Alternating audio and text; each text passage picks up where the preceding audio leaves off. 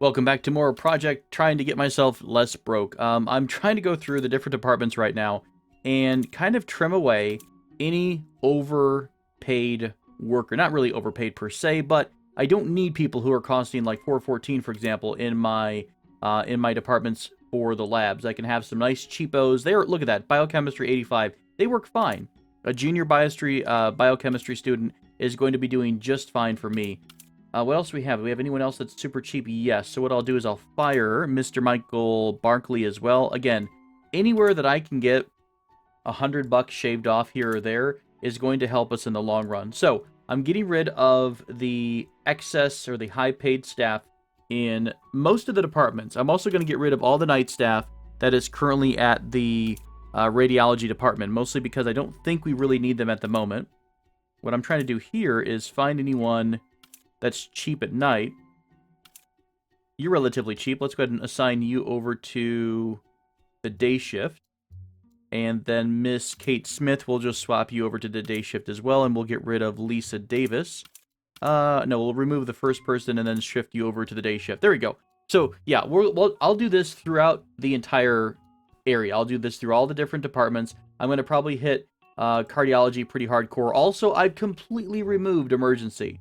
Or the ICU, because really, before we start worrying about ICU, we're going to have to make enough money to make that work. Like, we're going to have to pay down the debt before we even get into ICU for the the ambulances that are delivering our patients. So I'm going to I sold all the equipment, or I will be selling the rest of it, and we're going to hopefully try to get enough of a profit in order to pay back one chunk of the loan, and then hopefully that's going to free up a couple thousand, right? So every time we pay down the debt, or a couple hundred, every time we pay down a chunk of the debt, that is a larger amount of money that we're going to make during the day. So I'll go through the ICU staff list and get rid of some folks, and I'll come back after I go through the other departments as well and try to reduce the amount of perhaps highly paid skilled workers and maybe replace them with some we'll say quality low skilled workers, right? I'm sure it'll take some time, and we will eventually get back to having better staff, and I hope this doesn't hurt the hospital too much, but if we don't get out of the red, we're never going to make money and be able to afford any new equipment. Alright, so that was a bit painful. I did go ahead and remove pretty much everyone from ICU. I've trimmed up the fat in all the other departments as well. I've also reduced the amount of doctors we had, because we did have a couple of rooms that were kind of double-staffed, or they had two offices. Like cardiology, I'm going to keep as two offices, because we do have quite a bit of people who come to cardiology. But for example, internal medicine, neurology, and things like that, I'm going to reduce that down to just one office during the day. And yeah, they might get backed up, and that's just going to have to be tough cookies for a bit. Hopefully we'll still be able to process through the entire queue and whatnot. I will try to keep emergency running smoothly. Emergency does give us and bring us a good amount of money during the day. But I assume because I fired a bunch of people midday, that had an effect on how our people were being seen. So I guess we'll wait for about 2 days until I'm able to figure out how this changes, or how this change actually worked out. Alright, we're almost done with day 17 here, the day after we've done all of our fancy firing and trimming and whatnot, and we're already almost up to 20k, which is great. We had a wonderful day in surgery in terms of how much money we got, so I'm fairly happy with that. Let me send this person over to neurology real quick. So I think what I'll do is, as we start to get up to 20,000, I'm going to go immediately into paying down the loan. That way we're getting a couple hundred more every day. And so the more that happens, the more often when that happens, of course, we'll have a reduced payment for interest. So the rest of this is probably going to be a bit grindy. So I'm going to go ahead and skip through. And I might come back once we're down to about 400,000 in our loan. And at that point, we might want to look into buying at least one ambulance just to unlock what the next couple of objectives for the insurance will be. Because I want to see if any of these have a lovely government grant behind them. Then we can work towards the government grant and get another boost to our money. Alright, so we've been waiting for quite some time. I think I'm going to go ahead and take a bit of a loan. We've repaid a good chunk of the loan so far, but what I want to do is grab one of the ambulances and see if it unlocks any new things here under our insurance contract. Because a lot of these are, buy one of these or two of these. So I'm kind of curious if there are any lovely grants behind door number 1. So now we're going to get increase of ambulance patients per day to 2. So we will get some new patients, which is pretty fun. And we have, oh yes, there we go. Perform one surgery. We're going to get a $50,000 grant. Awesome. So this is basically going to pay for itself, plus a little bit more. Awesome, awesome investment. So I'll let that proceed until we're able to get our first surgery. When is the next surgery available?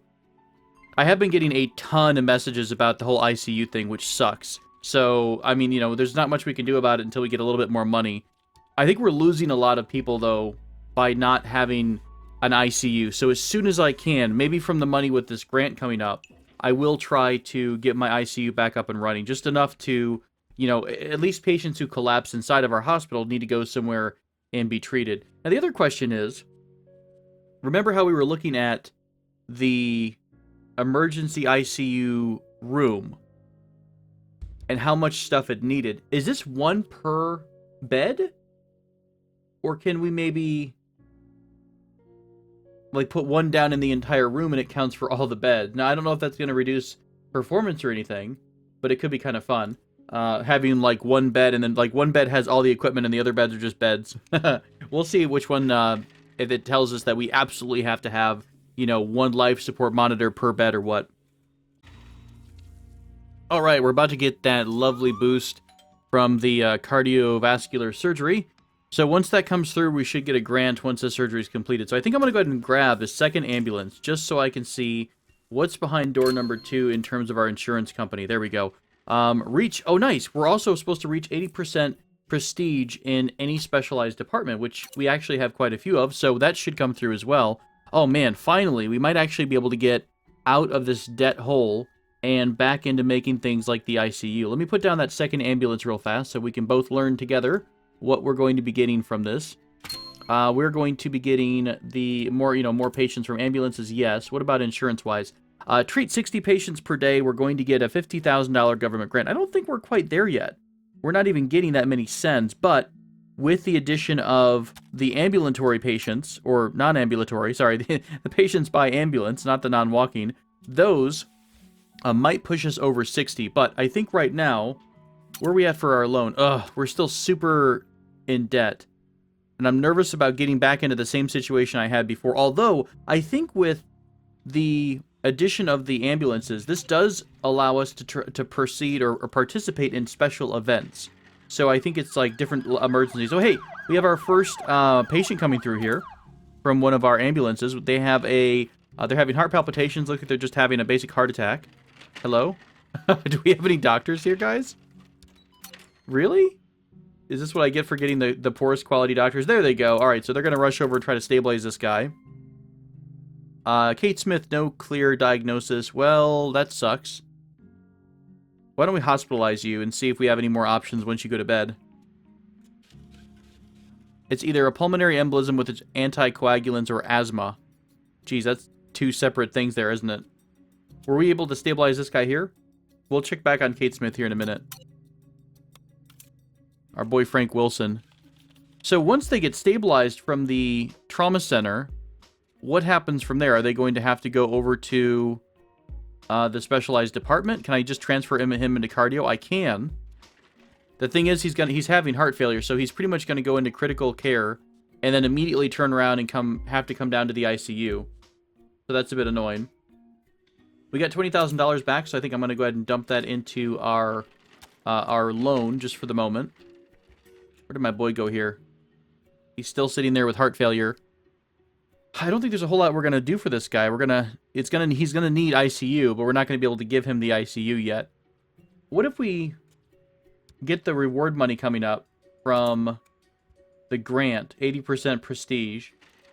That could put us back on having a working ICU again, and we'd be down a little bit in our debt. I'm just nervous about getting in the same situation we were in beforehand. Did we not have 80% prestige? Oh, it's going to kick in overnight. All right, fair enough. We only treated 44 people today. I did have to send a lot of people away, which kind of sucks. And a lot of pop-ups are showing up about, I'm not able to diagnose a patient or they're being sent to another hospital. So I'll try to trim those problems up as we go.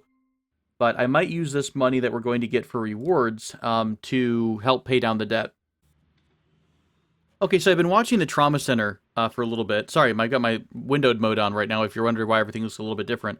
So I think the people that are coming in from trauma are going to be giving us some money. So I think it's going to be important to go ahead and further develop or redevelop our ICU again.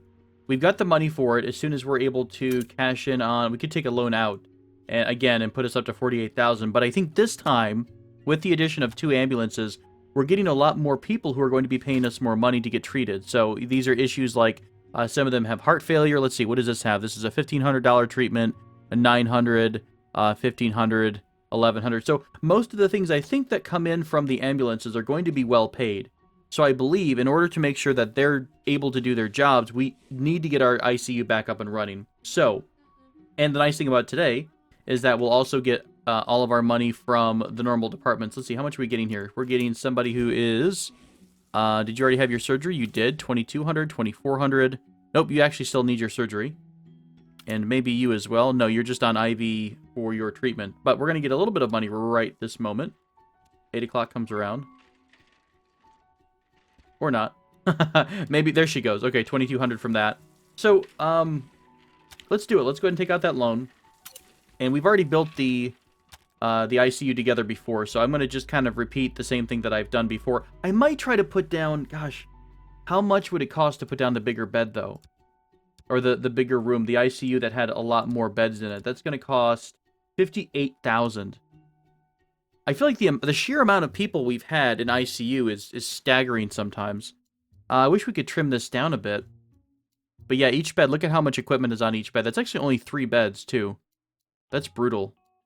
Do we want to take the risk? That's the question. Do we want to take the risk and take the last loan and hope that all the money that's coming in from the people on the ambulance will pay down the loan? Ooh, I'm torn. We do have 2 ambulances. That is going to be pretty good. We are going to eventually get up more patients here with our insurance stuff. So increase our next treatment or our next objective for the liver TY insurance is if we're able to get 10 patients per day treated at any specialized department, we're going to get more clinic patients, which then should give us more patients per day, which is going to give us another grant. So I think these 2 will work together, and we will be able to make this happen. So I think it's worth taking the loan out. I'm going to do it. Here's mark down the moment as where this Let's Play fell apart. Right here. All right, we're pretty much broke. Here we go. This is it. Our ICU is done. I've got the bigger ICU set. I'll go ahead and hire a couple of day staff members, night. Goodness, if I could make words happen, that'd be great. Nurses and doctors for both the day shift and the night shift. I will try to keep it relatively cheap if I can, but I think critical care is going to be very, very important. So I'm a little bit torn. I'll tell you what, we'll try out a high-quality doctor for the day shift and kind of a medium one at night. And hopefully these 2 will help us out. Are you a fast learner? You are using free time to study. And we'll go ahead and pair off a couple nurses as well. So pretty much the next big thing for us, we have our ICU finally back up and running. The next thing will be adding more observation rooms, because observation tends to get flooded a lot. Beyond that, of course, if we are making money, will be to expand each of the different specialized departments' surgical wing. So we'll have to give them the actual emergency, not surgical per se, but it's the emergency version. We keep people overnight and things like that. So, and eventually one day, God, look at this ugly monstrosity. When I have the money, I will, I promise, make this look a little bit nicer than the garbage it is right now. I'm really confused right now. So I've got 2 staff members, or 2 patients who came into the TC, the trauma center, and both of them say waiting for stabilization. I don't know. Are we out of doctors? Is that my problem right now? I've got one poor guy here in a coma. We've never been able to figure out what's going on with him. But I can't tell what's going on with the rest of my folks here. So we have people in emergency. I've got nurses. I've got, different shifts. I think I'm going to grab a couple extra nurses. It's going to hurt us in terms of how much we're paying and whatnot. But at the moment, I just need to get more bodies in here. And I have no idea what's going on. So let me grab a couple more doctors. I will probably remove them down the road. But I just want to see why we're not responding. There we go. Okay, so finally they're going to the right area. This poor guy's been in a coma for ages. This person is having palpitations, and then this person just came in from the ambulance. Now, the nice thing, though, we did actually get more patients today because of the ambulances. So I was up about $20,000, and I added another trauma center simply because we didn't have the numbers. So, oh, this poor guy had a stroke, it looks like. That's horrible. How can I tell if he had a stroke versus the other thing? Blurred vision, basic visual test. Basic visual test can't be staff busy, only at clinic. Okay, so I guess that's only going to be available at the specialized department. But at least they're responding now. Maybe one of my nurses got bugged. That's a possibility. Registered nurse Margaret Smith. You're the one who's working right now. What about the other nurse for the night shift? Are you also working? They might have been trying to treat patients, and so the pairing, the doctor and the nurse, weren't able to respond properly. I'll have to see, but it looks like they're finally taking care of Jane Jones. This poor person here, Linda Allen, has been sitting around for ages now, waiting to have her heart basically explode. So, yeah, I guess that's unfortunate. I'll keep an eye out on things and for a little bit. I guess we could watch and see what's going on with Patricia Davis, who is... they're not entirely sure. There we go. We're finally stabilizing Linda Allen. Hooray! One other person came through. I think they had massive injuries. There were blood everywhere and things like that, but we transported them back and forth so much that I don't think they got any blood, and they wound up bleeding out because they just ran out of blood. So that's, exsanguination? Is that it? I don't know. It sounds horrible. We also have somebody in ICU, but it's nice to see ICU doing its actual job, and we've got beds now, so hopefully no one should be leaving us because they can't find a place to get dumped. That's the big thing. I want to make sure that we don't lose any business. I mean, patients, right? Wonderful people that we love so very much. Here's another interesting phenomenon. Apparently, we have so many people in cardiology that we don't have any more HDU beds. So I was kind of wondering, and not that we've got the money for this right now, but how about we go ahead and transfer the surgical wing behind itself. So basically put surgery back on this hallway, and we go ahead and focus on putting more beds in this area like I talked about before. So I'm going to go ahead and move the surgical room itself, since no one's really in here at the moment. Actually, before I do that, I want to move one of my diagnostic units. I guess we'll keep them all in the same hallway. That's fine. We don't need to split them up like that. Are you working in here right now? Someone's actually working in there, I think. There we go. Let's do this. Let's move you over here. And I'm guessing there's somebody... Why can't I move this room? I could just delete it. No one really has a job there because I don't have any staff. There we go. So they're missing staff, but that's fine. We'll put them over in this vicinity, and I'll take care of the door that was in the way. Okay. So I'll move the surgical wing behind, and once I get more money, I think I'm going to start adding more wards in this general area. And whether or not I put, make them all nice and even, and then I put a nurse's station at the end of the hallway, I'm not entirely sure how I want to lay it out, but we'll mess around with it and find a nice, cozy solution. I think yon bathroom is going to be in the way here. Oh, no. I grabbed the bathroom as part of the, as part of the surgery. All right, I'll fix that up.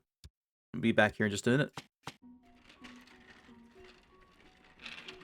So I think cardio is the way to go when you pair it with the emergency center. And I'm not sure if we're only getting heart patients or not, but we are having a bit of a backup. Actually, a lot of my patients need to get HDU hospitalized, and I have no beds available whatsoever.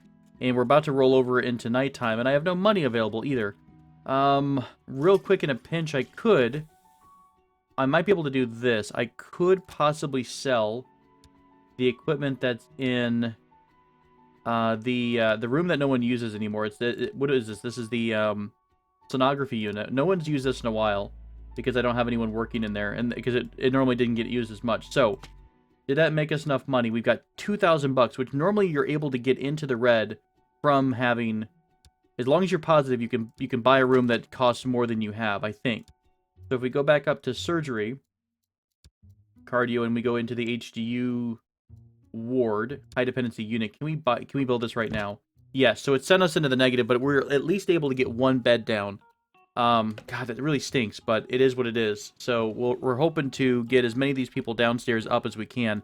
One of the big problems is, say for example, Elizabeth here has an open wound and had a really horrible event or traumatic cardiac arrest. She has to get into surgery immediately.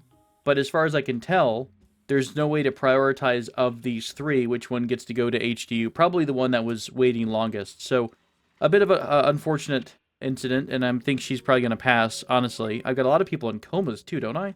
Let's see. Is anyone still in a coma? I think I might want to transfer them out so we can get more people in. Not really. Everyone's giving way to critical patients. Interesting. This is kind of neat. Are you, how are you giving way? Are you just out of the way? That's kind of curious. Oh no, she's just a cashier. Poor lady. She's coding. She's gonna probably get taken down to ICU. I honestly, once I stabilize her, I might send her off because she's in a coma. And I don't really know if we're ever gonna get her out of that. So as I've kind of hovered around and watched people come in from the emergency ambulances and whatnot, I noticed that you may have to keep a better eye on your emergency patients, at least until things get much smoother and you have more spaces. It seems like if someone's not able to get transported to a bed or to a surgical wing, that might get closed off and canceled. So for example, Carol Lee here, who is in traumatic cardiac arrest, had cardiovascular surgery queued up. However, because somebody else was in the cardio surgery, it actually got grayed out. So she's been sitting there in ICU for a really long time waiting for someone to, take care of her. So Thomas Harris is on the board, or on the bed, and he needs to get moved back to his room. Now he's, what, ICU? So we're waiting for an ICU nurse, I guess, to come all the way upstairs to try to get him. I wish I had money so I could put down a couple of stretchers and random things. I think really we need to go a little bit more overboard with the nurses, but my spending is crazy right now. I've not really been anywhere good in terms of, having income and whatnot, but I'm trying to stabilize the surgical wing or the cardiovascular surgery wing because it's a bit of a hot mess right now, especially with all of my new emergency patients coming in and out. So at least I got my beds clear, and we've got a couple folks in ICU, so ICU is doing its job. And I mean, look how much money this person gets to give us if we save her, $3,600. So you really don't want to lose those patients. So let's see if she goes up, actually. This person was taken down, and I think, waiting for transport for surgery, I think now it's going to queue up.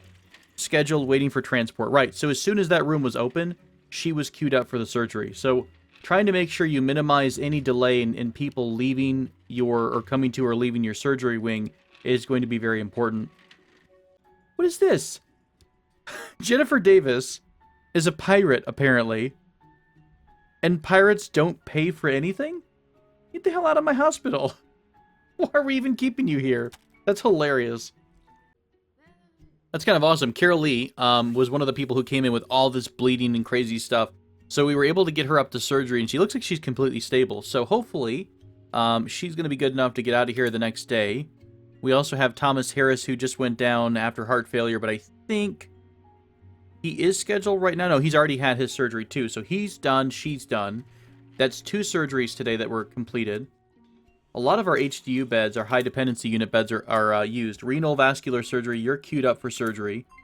Our surgery unit is getting a lot of work, which is pretty cool, except unfortunately we just lost all of our surgeons because of the night shift. So that's probably going to be a thing too, is down the road once we start getting more money is to open up another OR unit, another surgical ward, and then or grab more staff. Grab another, because right now we've got one pair of surgical staff members, right? We've got the surgeon, I think the general doctor, and the anesthesiologist. So we'll have to get that again. I'm trying to refine the layout as well. I'm trying to think towards refinement, but I think it's okay at the moment. I mean, it looks like a chaos right now, but what I plan on doing, I think I'm going to go with wards all the way down the hallway here. All the way down with maybe one bathroom right in the middle. So it's going to be from this section on, it's going to be the calm wards, the okay, yeah, I'm safe, I'm not dying wards. And then farther up, closer to the nurse's station, will be all of these HDU wards. You're crashing right now, aren't you? Brooke something. Are you in the way of the door? Are we going to be able to get through? Okay, we are. Why are you just sitting there? I've seen this before, too. I've watched someone get stuck before. The nurse just sits here and doesn't do anything. What if I switch you over to this? No. Can I send you home for the day? Not quite. I've watched someone get stuck all night, and then all these people who were collapsing weren't having... Oh, she was waiting to transport them. Okay, that's fair. It's just a little bit buggy in the behavior. She just is like, well, I was told to move them, so I'm going to move them. But what I'm going to do is try to move the nurse's station up here, the HDU people down this way, And hopefully we'll have about 6 HDU beds and 6 calm ward beds, people who aren't in bad shape. We can't treat this person who's in observation. Where could I send you at? You're shy. Oh, you're likely to hide delicate symptoms. You got a lot of lung problems. Is that going to be internal medicine? I think I'm going to transfer them up to internal. Well, it doesn't matter because we don't have an internal medicine overnight, so we're just going to send them away. While we're here together, let's check out our new patient, Judy Anderson. She has pretty severe bleeding, so let's see... Guys? Guys? Do we not have an emergency staff tonight? What is happening today with the, like, I think I'm short on doctors or something. What are you doing? Oh, Patricia Davis, where are you? Oh, good, you're in the break room. This is a wonderful time for you to take a break. Oh my gosh, what a long break. Are you a pig too? Oh, you ate, yeah, you spent twice as much time enjoying your food. Well, hopefully Judy Anderson won't die because of that. Okay, folks, I think I'm going to wrap up this episode. It's been about an hour and a half of recording for me because I had to wait for a lot of days for the money to get stocked up. So I will cut this up together. It's probably going to be a little bit under 30 minutes, so my apologies for that. But I appreciate you hanging in there with me. Hopefully the next couple of episodes will be a bit smoother as we focus on expanding the hospital and moving into the other wings, the other specialized departments and whatnot. But I'm honestly, it's such a simple, I mean, I don't know. Management games are kind of enjoy what you make of it, or, you know, your enjoyment is developed when you're playing the game however you want, whether you like to get involved in analyzing the patients or in designing the hospital. I'm having fun with this, honestly, and it's a lot more fun than I thought I would have. So if you're here with me, I assume you're also a management junkie, so thanks for joining me as always. Until next time, my friend, take care.